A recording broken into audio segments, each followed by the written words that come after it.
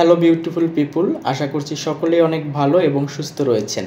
যারা আমাকে ইন্টারনেটের মাধ্যমে দেখছেন এবং পরবর্তীতে দেখবেন, তাদের সকলকেই আমার হৃদয়ের স্থলভাগ থেকে সূক্ষ্ম ভালোবাসা ও আন্তরিক সালাম। আসসালামু আলাইকুম।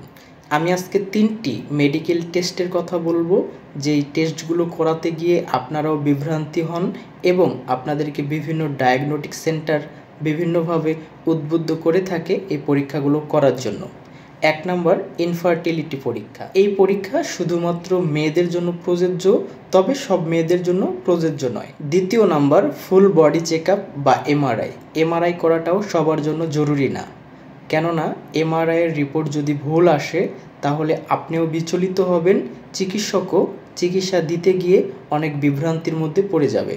সুতরাং আপনাদের যে সমস্যা, সেই সমস্যাটা আপনার চিকিৎসককে খুলে বলুন, তিনি সিদ্ধান্ত নেবে আপনাকে কি পরীক্ষার আওতায় নিতে হবে বা পরীক্ষা ছাড়াই আপনার চিকিৎসা করা সম্ভব কিনা। এবং 3 নম্বর রয়েছে ক্যান্সার পরীক্ষা। এই পরীক্ষাটা শুধুমাত্র ডাক্তারের পরামর্শ নিয়েই করা উচিত, কারো কথায় অনুপ্রাণিত হয়ে এই পরীক্ষাটা করা মোটেও উচিত নয়।